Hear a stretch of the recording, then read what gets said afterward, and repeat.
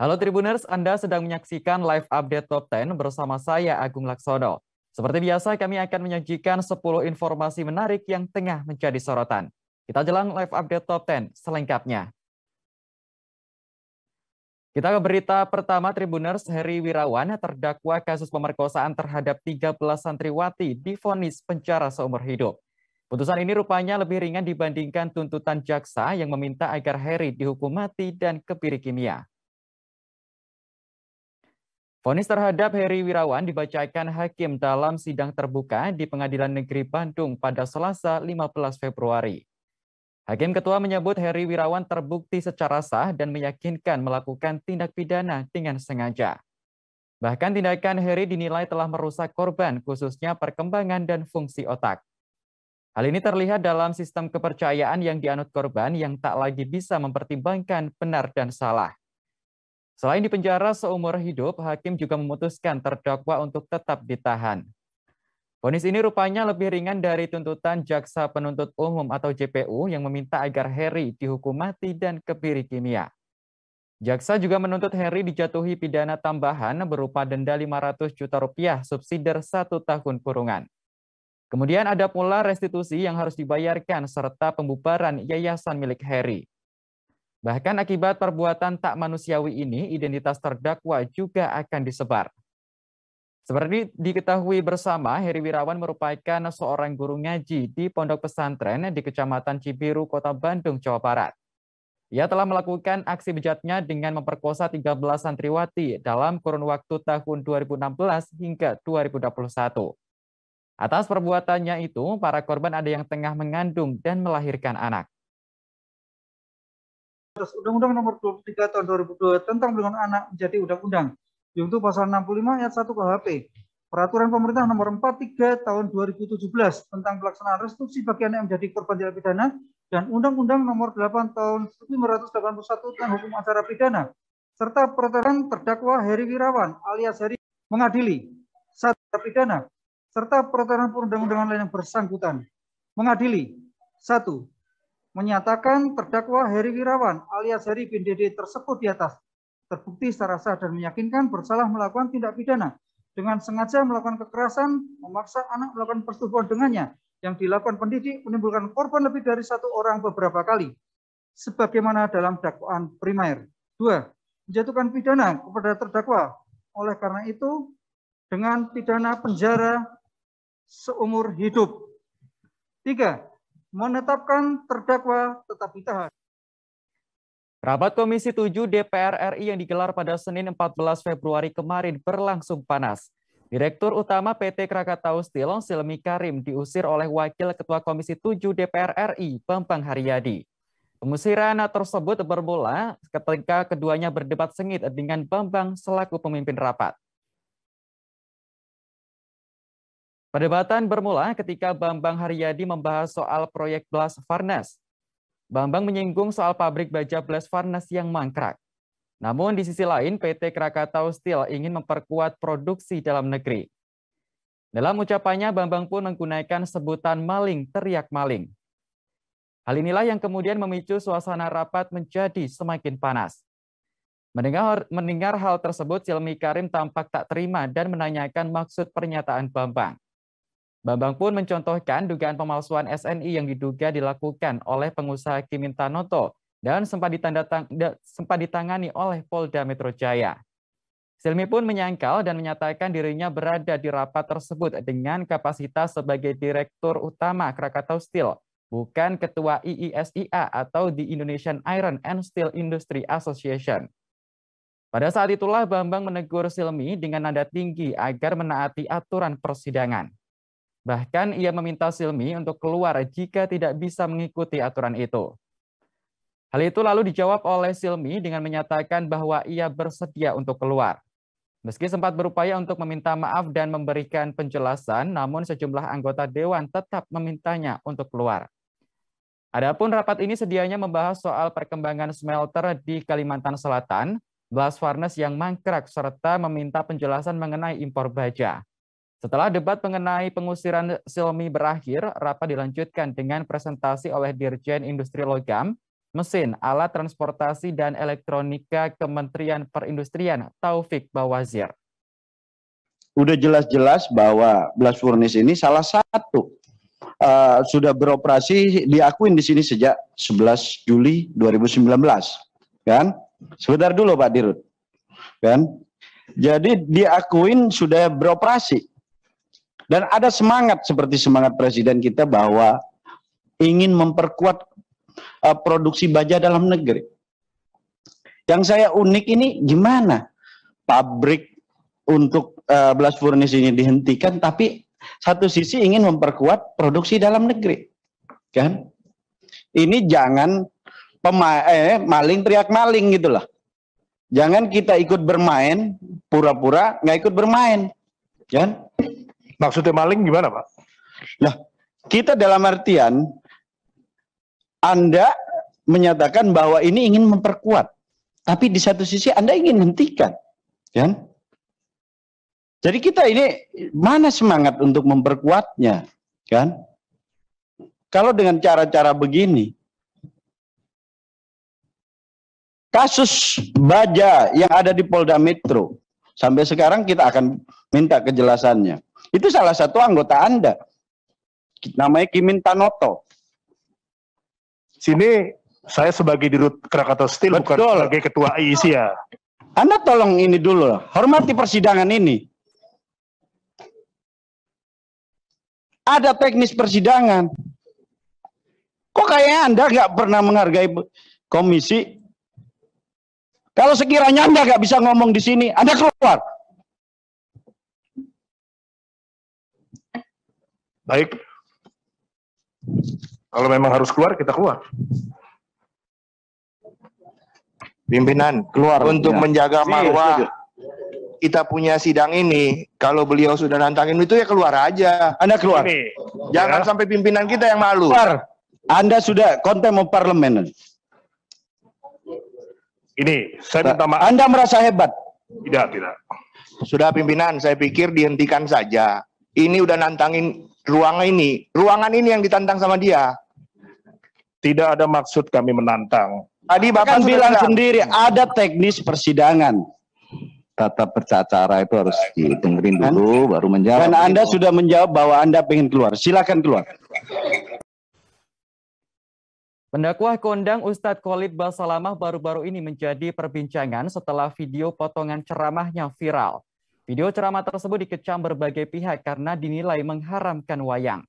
Terkait hal ini, Ustadz Khalid Basalamah pun memberikan klarifikasi. Dalam video yang beredar, ceramah diawali dari sebuah pertanyaan yang diambil Khalid dari sebuah kertas. Pertanyaan tersebut terkait seseorang yang menyukai wayang dan bagaimana mengenai tobatnya seorang dalang. Khalid Basalamah pun menjawab pertanyaan tersebut. Menurutnya, budaya seperti wayang harus ditinggalkan apabila seseorang sudah beragama Islam. Selain itu, Khalid juga menyebut bahwa wayang ini harus dimusnahkan atau dibuang. Potongan video berdurasi 2 menit 20 detik ini pun kemudian viral dan dikecam berbagai kalangan, termasuk para pecinta budaya hingga Wakil Ketua Komisi 4 DPR RI, Deddy Mulyadi. Dalam akun Instagramnya, Deddy menanggapi pernyataan Ustadz Khalid dengan santai. Ia menyebut jika wayang memang haram apabila dimakan. Setelah ramai diberitakan, akhirnya Khalid Basalamah pun memberikan klarifikasinya. Melalui akun Instagramnya, pendakwah keturunan Timur Tengah ini menyampaikan permohonan maaf. Khalid menegaskan jawaban atas pertanyaan jemaah di potongan video tidak ada kata-kata yang mengharamkan wayang. Ia hanya menyampaikan dan mengajak agar seorang muslim menjadikan Islam sebagai tradisi.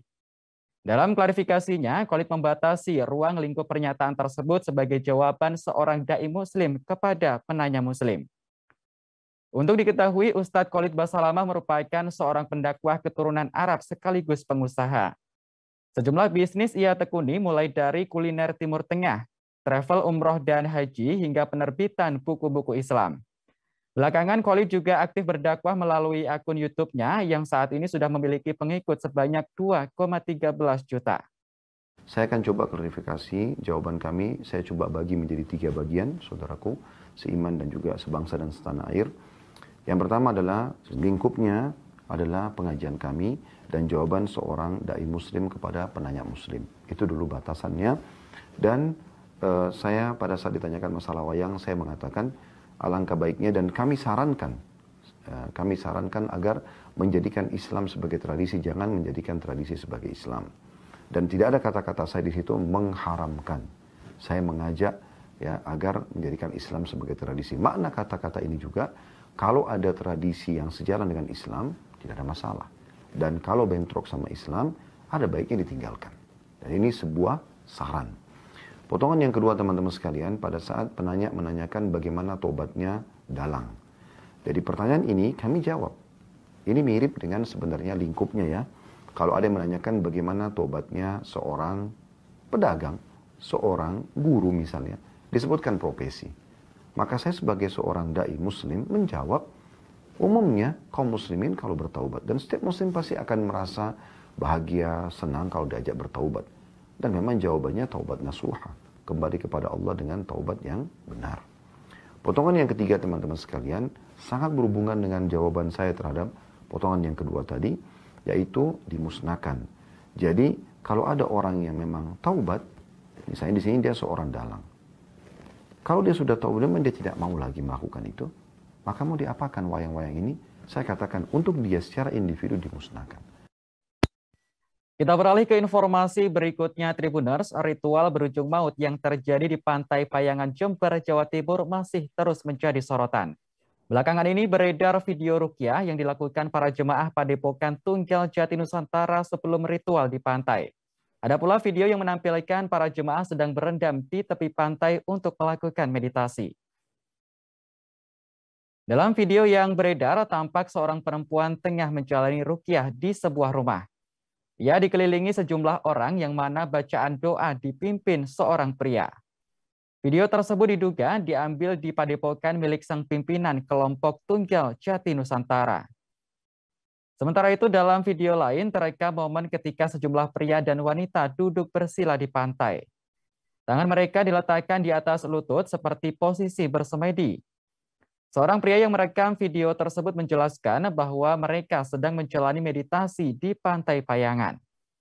Dalam video itu, seseorang menyebut bahwa wanita bernama Bintang sedang menjalani ritual untuk menetralisir kiriman jahat yang pernah masuk ke dalam tubuhnya. Diketahui Bintang merupakan korban selamat ritual di Pantai Payangan Jember, Jawa Timur pada Minggu 13 Februari kemarin. Perempuan muda tersebut mengalami bengkak pada bagian kaki dan beberapa luka di tubuhnya. Meski berhasil selamat, Bintang harus kehilangan sang ibu Sulastri dalam insiden tersebut. Paman Bintang bernama Suwarto mengatakan bahwa keponakannya dan Sulastri memang tergabung dalam kelompok Tunggal Jati Nusantara. Namun dirinya tak tahu persis sejak kapan keduanya tergabung dalam kelompok tersebut.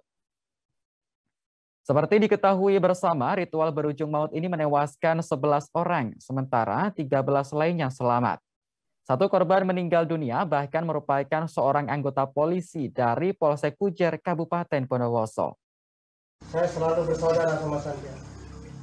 Saya tidak menganggap sampean orang. Ayo minta maaf. Apa yang sampean unek-unek di sinilah keselamatan sampean nih, Bintang.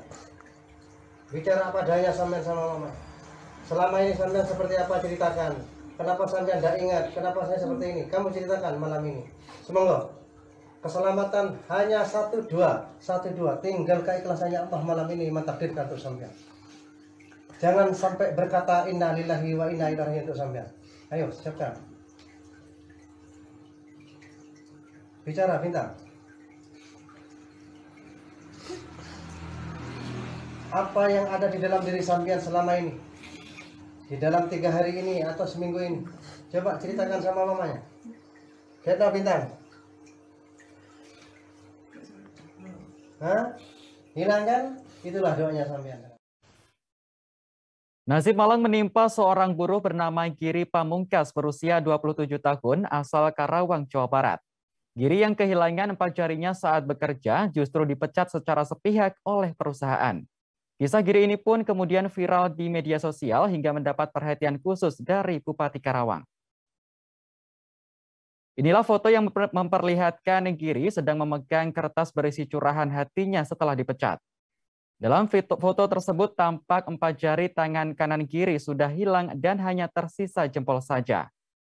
Saat ditemui di kediamannya, Giri menceritakan kecelakaan kerja yang dialaminya terjadi pada 18 Agustus 2020 lalu. Saat itu Giri dipanggil mandor untuk mengecek mesin injeksi blow press untuk produksi botol plastik yang sedang tak berfungsi. Namun naas mesin itu tiba-tiba menyala dan menjepit jari tangan kanannya. Meski perawatan dan pengobatannya ditanggung Jam Sostek, Giri masih menanggung biaya lainnya. Selesai kejadian, dirinya merasa stres dan sangat tertekan. Selain mengalami cacat permanen, Giri yang merupakan tulang punggung masih harus menghidupi anggota keluarganya. Ditambah pula masa kontraknya tak diperpanjang oleh perusahaan pada Januari 2021. Giri pun kemudian dibantu oleh teman serikatnya untuk melakukan mediasi dengan pihak perusahaan. Hasilnya, perusahaan sempat menjanjikan Giri bekerja kembali pada Februari 2021, namun nyatanya hanya janji belaka.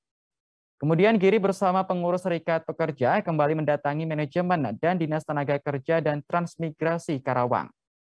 Lagi-lagi dirinya dijanjikan untuk dipekerjakan setelah Lebaran 2021. Hingga akhirnya Giri memutuskan untuk menghidupi keluarga dengan cara berjualan telur asin dan pakan hewan. Kisahnya yang viral kemudian menarik perhatian dari Bupati Karawang, Selisa Nurahdiana.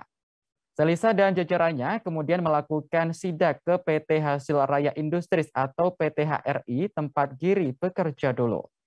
Dalam pertemuan itu, Selisa mendesak perusahaan untuk merealisasikan janjinya. Terkait hal ini, PT HRI menyatakan akan mempertimbangkan Giri bisa bekerja kembali di perusahaan tersebut. Tepatnya 18 Agustus 2020. Itu pas seperti apa gitu Kang? Bisa awal mula kecelakaan kerja gitu Kang? Bekerja normal sama seperti yang sebelumnya itu. Pada saat shift 2 jam kerja kurang lebih jadi kecelakaan. Terus ini kan belum lama putus kerja ya, pas habis mengalami kecelakaan kerja. Nah itu gimana Kang? Gimana? Kan diputus kerja belum lama mengalami kecelakaan kerja ya, hilang 4 jarinya itu. Nah itu gimana Kang? Jeda. Itu mental Pak. Ya mental down, tekanan. Ya dari ekonomi juga. Kalau sekarang berarti aktivitasnya apa nih Kang? Ya untuk menyambung hidup, bantu orang tua, ya kecil-kecilan, belajar, berusaha, berdagang. Terganggu betul berarti Kang dengan diputus kerja terus ditambah kehilangan 4 jari tangan kanan gitu ya Kang? Sangat kerugian Pak. Ya, tentunya saya, keluarga, ya tidak menyangka juga. Kita ke sorotan berikutnya. Tribuners, Densus 88 berhasil menangkap seorang terduga teroris di Kampar, Provinsi Riau pada Selasa 8 Februari lalu. Dari hasil pemeriksaan, terduga teroris tersebut akan melakukan penyerangan kepada polisi. Pelaku yang saat itu sembunyi di Mapolsek Kampar ternyata membawa sebuah obeng yang diruncingkan. Pelaku yakni berinisial EP yang ditangkap Densus 88 anti teror di sebuah ruangan kosong di Mapolsek Kampar. Dari temuan kepolisian, diduga EP merupakan anggota Jemaah Ansarud Daulah atau JAD Padang. Hal ini dibenarkan oleh Kepala Biro Penerangan Masyarakat Polri, Brigjen Pol Ahmad Ramadan. Ramadan mengatakan penangkapan dilakukan sekira pukul 23:49 waktu Indonesia Barat. Saat penangkapan, pihak kepolisian mendapati ada obeng yang sudah diasah dan disimpan di saku EP. Diduga obeng tersebut digunakan sebagai senjata untuk menyerang polisi yang berjaga di Polsek Kampar. Adapun penangkapan terhadap EP dilakukan setelah polisi mencurigai aktivitas pelaku di media sosial. Pasalnya EP membuat postingan di Facebook dengan caption berpamitan. Kemudian pelaku mendatangi Mapolsek Kampar pada pukul 23:30 waktu Indonesia Barat. Menurut Ramadan, EP dapat lolos dari petugas yang berjaga karena dirinya mematikan sepeda motornya dan mendorongnya pelan-pelan menuju polsek. EP sengaja bersembunyi di bagian belakang Mapolsek Kampar untuk mencari polisi yang lengah dan berupaya menikamnya. Beruntung rencana tersebut berhasil digagalkan oleh Densus 88.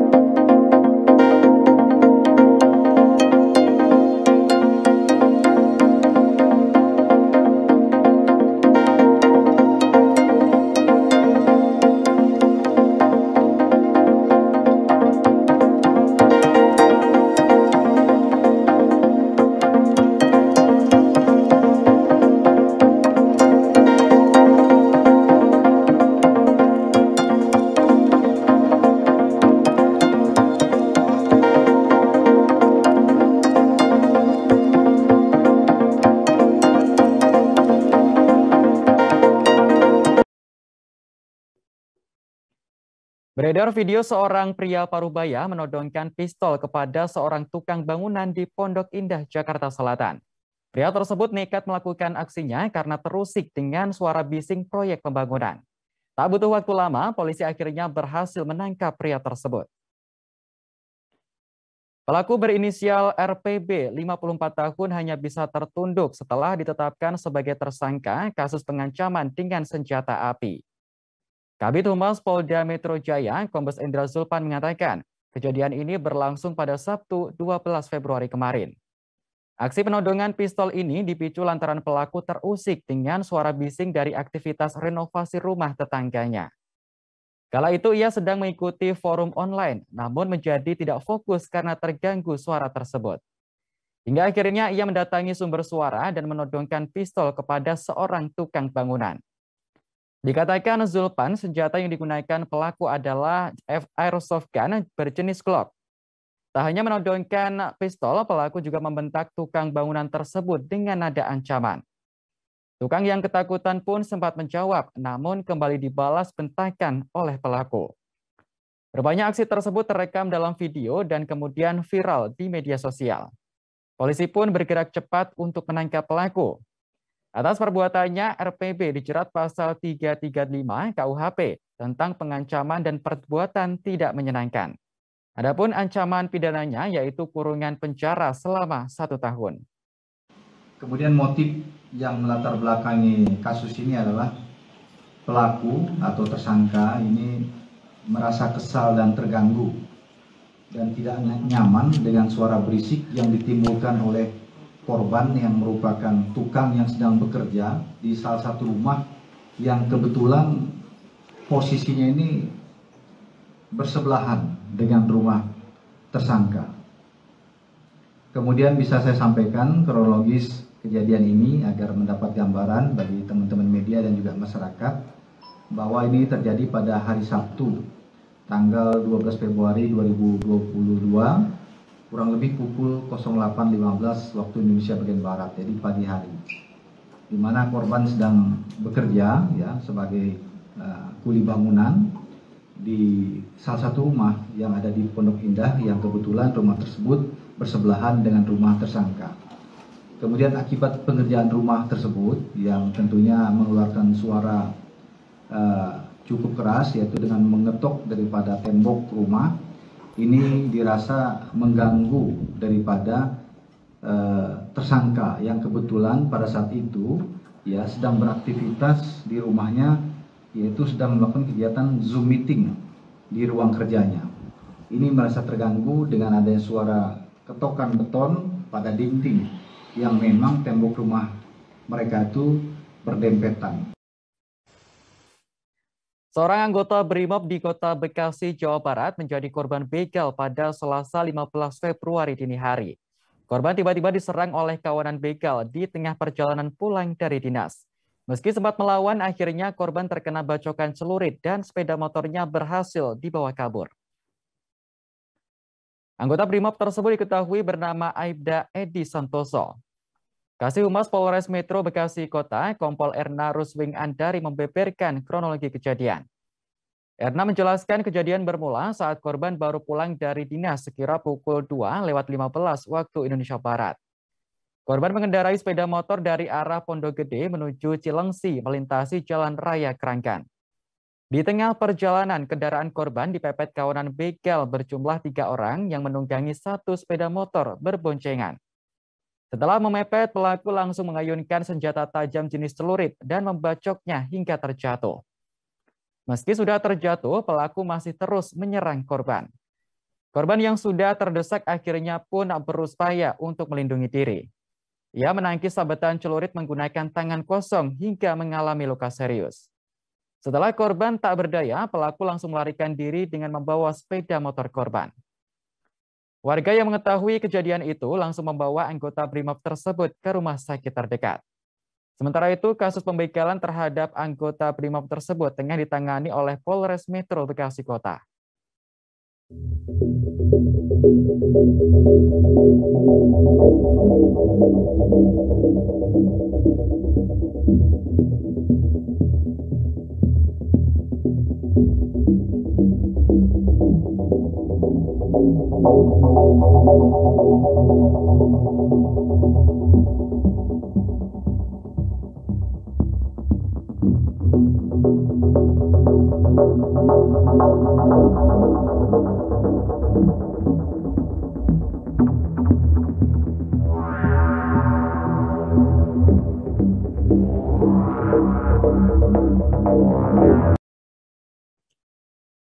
Kepala Badan Intelijen Negara Daerah Kabinda Papua, Maijen TNI Abdul Haris Napoleon meninggal dunia pada Senin 14 Februari. Abdul Haris mengembuskan napas terakhirnya di Sentani, Jayapura karena penyakit jantung yang dideritanya. Kabar duka ini disampaikan oleh Kabag OPS Binda Papua, Kolonel Infanteri Rahmat. Sebelum meninggal dunia, Maijen TNI Abdul Haris sempat terjatuh lantaran penyakit jantungnya. Setelah itu, Maijen TNI Abdul Haris langsung dibawa ke Rumah Sakit Dian Harapan. Saat dilarikan ke rumah sakit tersebut, kondisinya dikabarkan sudah dalam keadaan meninggal dunia. Untuk diketahui, sebelum menjabat sebagai Kabinda Papua, Abdul Haris pernah bertugas sebagai Pasintal Korem 172 PWY. Sejumlah jabatan strategis lainnya juga sudah diemban oleh Abdul Haris. Sebut saja Dandim 1701 Jayapura dan Aster Kodam 17 Cendrawasih. Jabatan Kabinda Papua dijalani oleh Abdul Haris sebanyak 2 kali. Dirinya pernah menjabat sebagai Kabinda Papua hingga tahun 2020 dan digantikan oleh Brigjen Gusti Putu Dani Nugraha. Namun Brigjen Gusti Putu Dani gugur dalam insiden penembakan KKB pada 26 April 2021 lalu. Abdul Haris pun menggantikan posisinya dan kembali menjabat sebagai Kabinda Papua hingga akhir hayatnya. Adapun saat ini jenazah almarhum sudah dibawa ke Jakarta dan tiba di Bandara Internasional Soekarno-Hatta pada Selasa siang. Jenazah kemudian diantar menuju rumah duka di Cibubur, Jakarta Timur. Karena semasa bertugas Abdul Haris memiliki tanda penghargaan, maka jenazahnya akan dimakamkan di TMP Kalibata.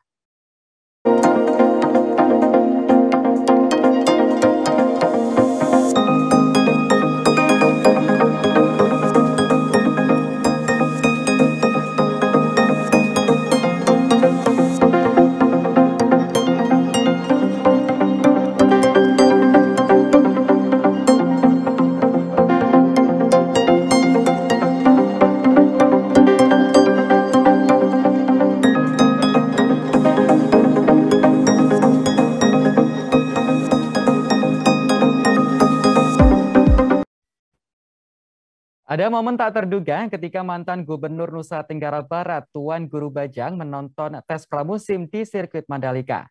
Kala itu Tuan Guru Bajang Zainul Majni diusir oleh seorang anggota BRIMOB.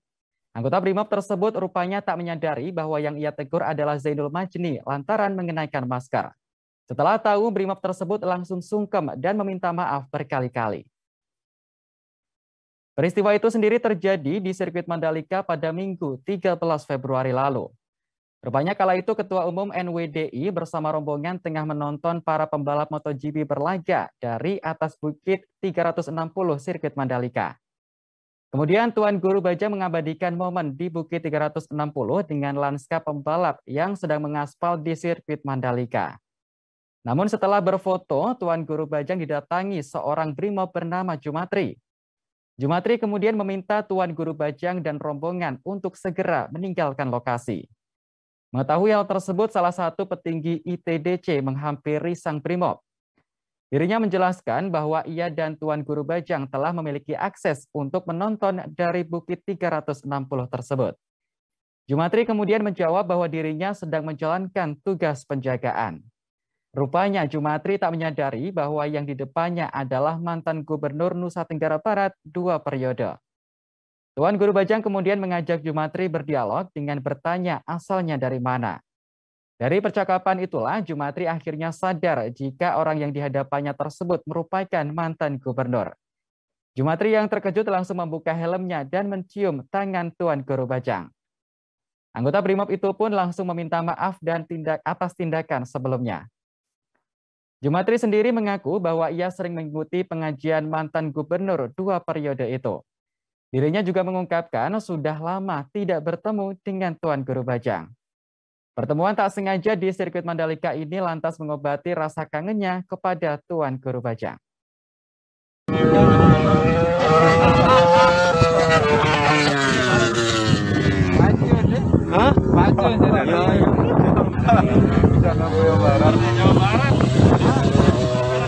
Singkatan sudah.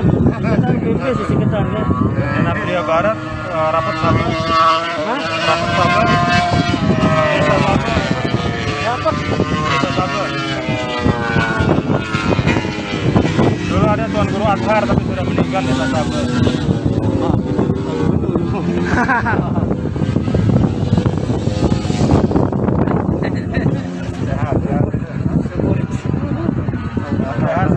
Alhamdulillah.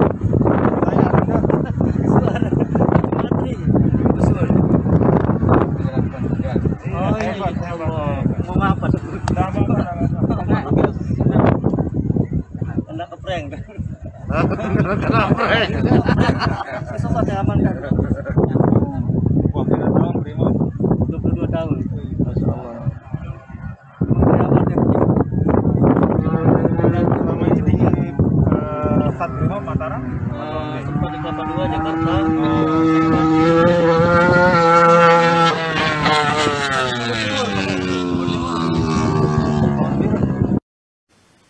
Baik Tribuners, informasi tadi sekaligus menutup jumpa kita dalam live update Top 10 kali ini. Jangan lupa untuk terus perbarui informasi Anda di kanal YouTube Tribun News. Saya Agung Laksono pamit undur diri. Terima kasih dan sampai jumpa. Jangan lupa like, subscribe, dan share ya.